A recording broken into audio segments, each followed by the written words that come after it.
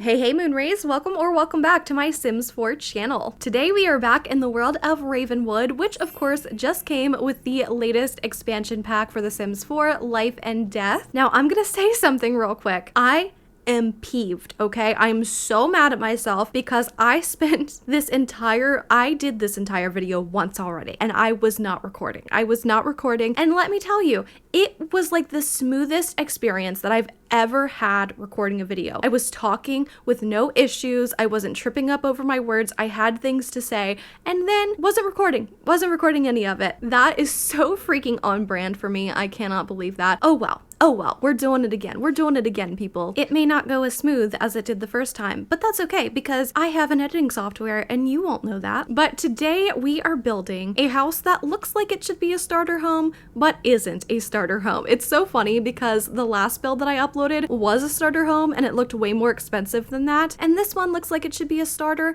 and it's not. It's very expensive. I don't remember how much it is, but I know that it's a lot of money because that's just how it is in The Sims. Everything that looks like it should be run down and old and cost you like 1 simoleon cost you like 1 million. That's just how this game is and that's wild to me. But I absolutely love this house. Now I think this was actually my first build that I decided to do with the pack. I say I think because I bulldozed a ton of builds when I first got the pack. There's a little bit of a learning curve every time you get a new pack. There's new items and a new style and you just don't really know what to do with them quite yet. You have to really think about what you are wanting to do with the items, what you're trying to achieve, what kind of style fits this world best if you're building to fit in with the world that comes with the pack. I was like halfway through that sentence. I wasn't sure if it made sense and then I just didn't give up on it. I kept going. But I kept bulldozing everything the very first day that I got this pack. And so I think this is the first one where I finally started to make some progress. Something was actually coming together. Now, that being said, I almost gave up on this one too, which would have been so unfortunate. I'm glad that I didn't because halfway through this build, I hated it. I hated it so much. I thought it looked so ugly. And then I was like, you know what?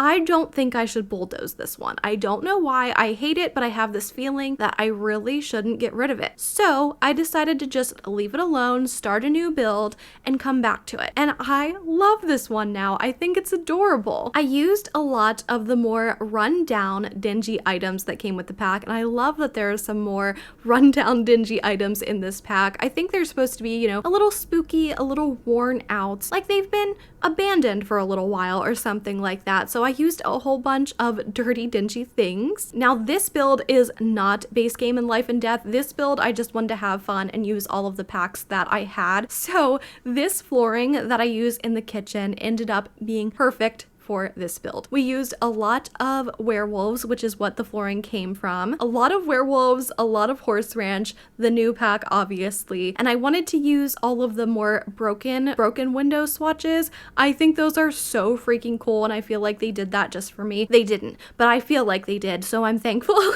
And I used this really cool swatch of wallpaper that looks like it's worn at the bottom. I just think that's so cool. But this house ended up being, even though it's supposed to look like it's old, it ends up being so comfy cozy with all of the furniture and decor items that I ended up using. So the goal was to kind of make it look like the house is old, the house needs TLC, but maybe a really loving like single person or a couple decided to move in here and they are really working to save up some money, renovate the house, restore it to its former glory, that sort of thing. But in the meantime, it's so cute and cozy. I love the way I decorated this place, okay? I really love it when I'm confident in my builds because there was a hot minute when I bought this pack that I really thought I had lost all of my talent for building. And I get this way every single time I get a new pack because for a while, you just don't know what you want to do. You don't know what you want to build and you think, oh my God, I don't think I can do this anymore. I think everything else that I've ever done was a fluke.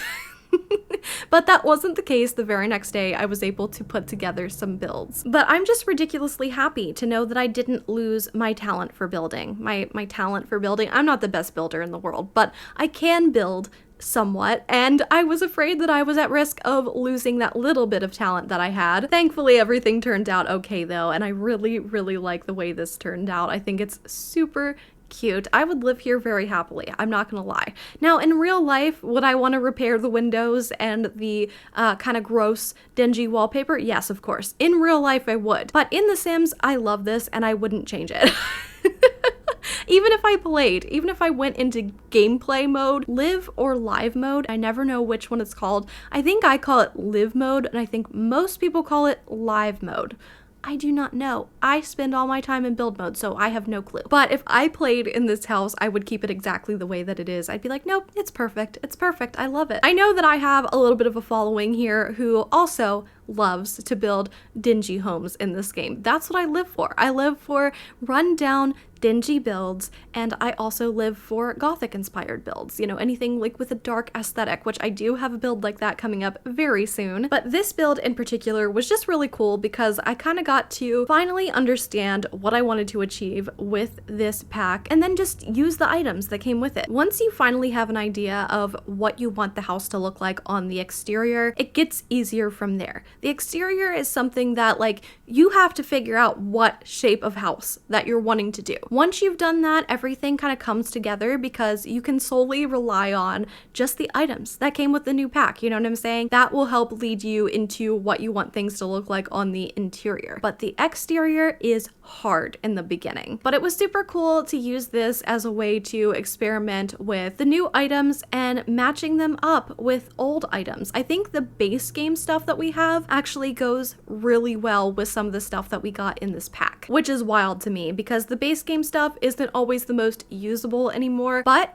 every once in a while, if you get a pack that really brings out the best in those old items, it just like breathes new life into them. And I feel like this is a good pack to keep using those with. So that's good. If you are into life and death, this type of style, I would definitely get this pack. If you're somebody who doesn't have a lot of money and you just want to get one expansion pack right now, I think this is a good one to start with if this is your thing. And that's important. If the whole life and death concept is your thing and you like dingy, kind of Victorian-esque type of builds and that type of gameplay interests you, then this is a good one to go with. But I think this matches with the base game really well. I think they complement each other, which is super nice. It's nice to know that a pack can do that. But how have all of you guys been? It has been a while since I sat down to record videos for all of you because a lot has gone on this past week. Wait a sec, not even this past week, like this past month.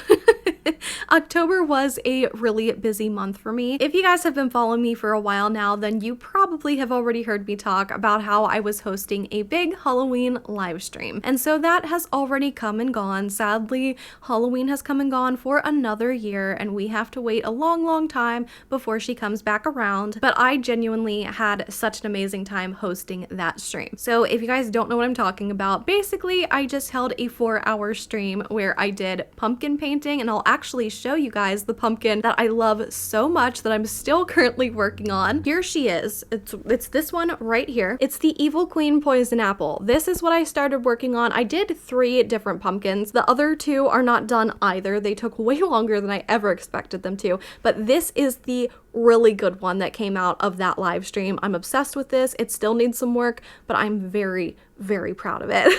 But we did pumpkin painting for the first half of the live stream, and then we did spooky gaming for the second half, and honestly, there wasn't enough time. I don't think there was enough time for the pumpkin painting and spooky gaming, but I'm definitely going to do this again next year because it turned out to be so fun, and I definitely consider it a success. So next year, I'm going to be doing it as a 2-day event. So the first stream will be dedicated to pumpkin painting, and then the second stream will be dedicated to spooky gaming, and I'm so looking forward to that. Oh my god, Halloween for next year cannot come soon enough. But for those of you who have been watching my videos for a while now, you're probably wondering, did I have to taste a colossal sour warhead?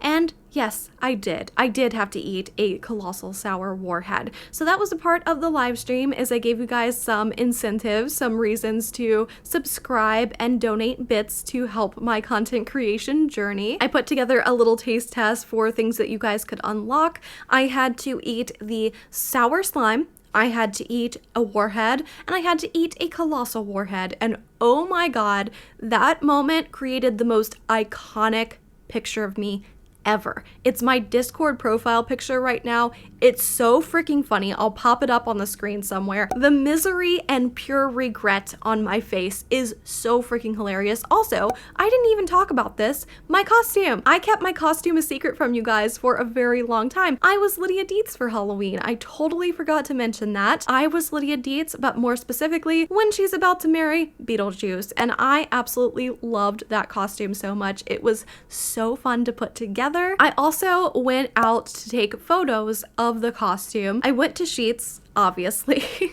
to take photos because there was a really nice, beautiful field out by the Sheets that we went to take these photos. My mom helped me with them, by the way. Shout out to my mom. But I met the most lovely girl when I was taking these photos. I just heard Lydia Dietz, and I'm like, that's me. Who said that? And yeah, this amazing girl came over, told me how beautiful I looked, and told me how much she loved Beetlejuice, and asked to take a picture with me. And I asked to take a picture with her, and she was fantastic. She has no idea that I have a YouTube channel, so unfortunately she's not gonna know how much that meant to me, but I tried to let her know that when I saw her in person, even though I was super shy and awkward. But she was amazing and totally made my day, and it made me feel good that I put my costume together in such a way that was recognizable to other people. I really want to get into cosplay and do more dress up and things like that. I've always loved Halloween because trick-or-treating was like my thing. I loved putting together costumes. Sometimes I made my own, sometimes I bought them, but either way, I loved putting them together, and I want to do that more as an adult. Plus, it was just so ridiculously fun to find somebody and bond with them over a movie that I totally love and am obsessed with, and it's just really cool to connect with other fans. So that was just such a special experience for me, and it makes me want to do more cosplay, and I want to go to like Comic-Cons and stuff like that, conventions, and just like hang out with other people who are crazy like me. But yeah, I think the Halloween stream was a huge success. So a shout out to all of you who came over from YouTube to Twitch to hang out with me for that live stream. I had such a blast, and I'm so grateful that you decided to come and hang out with me and my little community, which, by the way, I absolutely love to plug my little community over on Discord. So if you want to check out the link in the description below, there will be an invite to my Discord server called the Moonrays. Over there, I share a whole bunch of stuff. We talk about The Sims, we talk about any kind of gaming, cozy gaming, spooky gaming, we talk about pop culture, just about anything that you can think of, we talk about over there. I post a lot of pictures of what I'm working on behind the scenes, so my builds, my videos, all that kind of stuff. So I would love to see you over there, and we just have a really great community of super awesome and sweet people. But we are onto the tour of the house now, so I hope you guys enjoyed this video. If you did, please be sure to give this video a thumbs up, and if you haven't already, please subscribe so that way you can be up to date on future videos. Actually, while you're at it, you might want to turn on notifications because YouTube's not very good at just updating you if you've hit the subscribe button, so hit that little bell icon too. I hope you guys are having a fantastic day, and until the next one, bye everybody.